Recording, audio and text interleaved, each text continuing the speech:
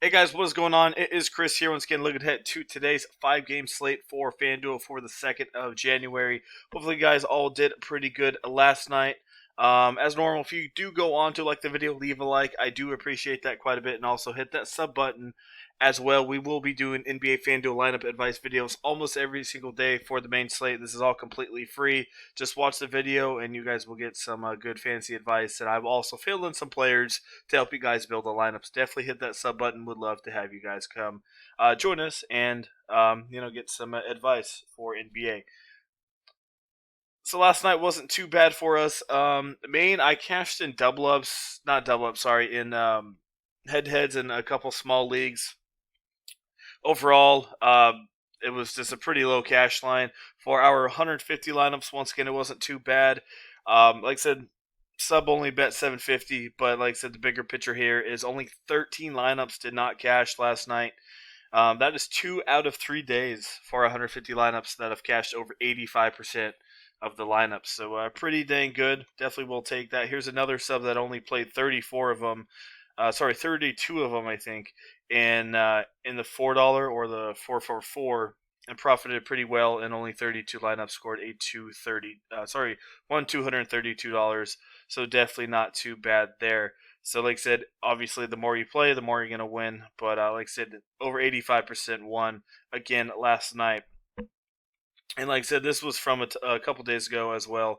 Um, let's get over 85% won. So, yeah, the 150 is definitely feeling it. If you guys want to get in on that, all you need to do is hit us up on our Twitter.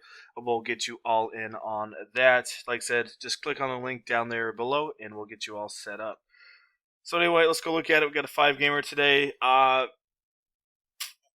big pet peeve is I hate East Coast teams when they play, just because most of them play at snail's pace. And you'll see here a 215, a 218, a 214. So yeah, really, really, really slow for the most part of these teams. We've got like one or two chalky ones, but like I said, we'll have to try to find some value here. So first game is the Knicks, Indiana. So once again, if Burks is out, Payton is worth a look. Nothing too crazy, maybe 25, 26. He's not as cheap as he was. I don't have him everywhere, but you could definitely look at him if you want to. One thing I do want to go look at here is the DVP. This changes every single day. Like I said, this is a free website. You guys can literally, go to it and look at all the DVP. All right, there you go. So let's go look at the Knicks. So this is out of 150. Like I said, the measurements are a little bit different. So obviously, 150, the worst is what you can get, and obviously the best is 1. So 139 out of 150, it's pretty dang bad. So it looks like the Knicks struggle really bad at the center and power forward position. And let's go look at the centers and power forward for Indiana, and that's Sabonis and Turner. Sabonis has been pretty dang good. The only thing I'm worried about here is a blowout. They did just play on the 23rd, and he had 54 fantasy points. So once again, I don't mind going back there. I think this one could be a little bit more of a blowout. I think they had Alec Burks in this one, so made it a little bit more competitive. I'm not sure if he's going to play or not, but I think Sabonis is underowned. I think most people are going to go Randall and Collins for good reason. It's a lot cheaper, and you get, I think one more half decent player in there. But if you're looking for ownership leverage, I think Sabonis is the way to go. I just like him, man. I really do here. And then Turner, usually don't want to, put him in there, but Turner not looking too bad either. And like I said, against the Knicks a couple days ago, he had 43. Not a big usage guy, but he's definitely a rebound and a block guy. That is definitely one big thing about him. And if we go over here, the Knicks were giving up 5.6 blocks here to centers. So that's literally 150 out of 150. So Turner is in a smash spot because he is one of the best shot blockers in the entire game. Look at that. I mean, 8-4-5-3. Against the Knicks, he had eight blocks, and as I just mentioned, they give up 5.6 blocks per game to center. So Turner is definitely in play at very low ownership, in my opinion. So he definitely has block upside here. So that's kind of what I'm looking at. So Sabonis and Turner are the two I'm looking at in this game. OKC and Orlando. 218 in Orlando by 7. So Terrence Ross is supposed to play in this one. Evan Fournier is obviously, I think, still game time decision. back spasms. So I think a lot of people are going to go Cole Anthony here, and he had 30 minutes, but that was with Ross and Evan Fournier only playing just a little bit. So I don't think he's going to play 30 minutes. Probably still about 23 to 24 if Evan is out. But one guy, I mean, I kind of like Ross here. A little bit of a hamstring issue, but besides that, his usage rate is crazy high coming off the bench. I like him, I really do. He may start, but I don't think they like starting him. So we'll have to see if Fournier's out, who starts for him. Should be, yeah. So definitely looking at Ross. I guess if Fournier's out, you can give Cole Anthony a look and Marquez Foles a look. One thing I was looking at OKC, I think they struggle. They struggle against OKC struggles against center, point guard, and small forwards. So you see there. So if Evan plays, it could be worth a look. They struggle against point guards, so Fultz, maybe a little bit of Cole Anthony, and centers, Vukovic as well. They don't give up a ton of points to them, but I don't think they face crazy centers. So yeah, Vuk is definitely worth a look here. Like I said, you can look at Ross and also looking at Anthony if Fournier's out, and also a little bit of Marquez Fultz. I think Fultz definitely has a bounce back here against OKC. On the OKC side, I really don't have anybody. Yeah, I don't have anyone from that OKC side. Charlotte and Philly, we got a 2-14 and Philly by 9. So I want to go show you. Like I said, DVP is not everything. Um, Obviously it works most of the time, but sometimes it doesn't work. So I'm just, you can't base this 100% off DVP, but I'm just kind of showing you to show you, how good and how bad some of these teams are. Yesterday I showed you that Boston was bad against centers, mostly in the rebounding area, and I think that's when Plumlee had 17 rebounds, a guy that I usually wouldn't target, but since centers were so bad, I was like, all right, maybe put Plumlee in there. Plumlee was actually a good play. So sometimes DVP definitely works to your advantage. So overall, Charlotte's not looking too bad. Power forward is kind of where they struggle, 149 out of 150, and Tobias Harris is the starting power forward here. I think they go Simmons, Curry, Danny Green, Tobias, and obviously Joel Embiid. So. 7,200 bucks, 40, 53, and 37. Usage rate still looking pretty good. This guy is once in a while off, but I don't mind him here against Charlotte. As I just mentioned, they're not good against power forwards, and he's obviously a stretch four, small forward, power forward. But yeah, don't mind it. Field goal percentage, they're giving up a ton too. A couple rebounds and assists. So yeah, I think Harris, another guy kind of underowned, and I think gets you about 36 to 40 in this one at 7,200 bucks. At I think kind of low ownership. Most people are going to go to Larry Nance. Speaking of Larry Nance, I guess one guy you can kind of look at is maybe LaMelo, but I don't really want too many Charlotte guys. Speaking of Larry Nance, you got Cleveland and Atlanta. 233 in Atlanta by 7. So Atlanta on a back-to-back here against, obviously, 2 games against Brooklyn. This one against Cleveland. Trae Young hasn't really been that great. He just don't know really what's going on with him. Like I said, I know he's having to share the ball quite a bit more and be a regular point guard. Let's go look at Cleveland. They only struggle against power forwards here. So Collins right away, they're 148 out of 150. So Collins should be, or keyword should be in a smash spot. But as we know, Collins could get in foul trouble, but it looks like he's turning it on here. 20 and 14 shots in his last 2 at 7K. Definitely worth a look and should be relatively chalky on this small slate. So that's definitely one guy that we're looking at. Let's go look at the Atlanta DVP real quick. And they're actually looking half decent this year. They struggle at small forward, but in this instance, I don't really care about DVP. It's a 233. It's a 7. I think Cleveland could keep up in this one. I don't mind Garland or Sexton.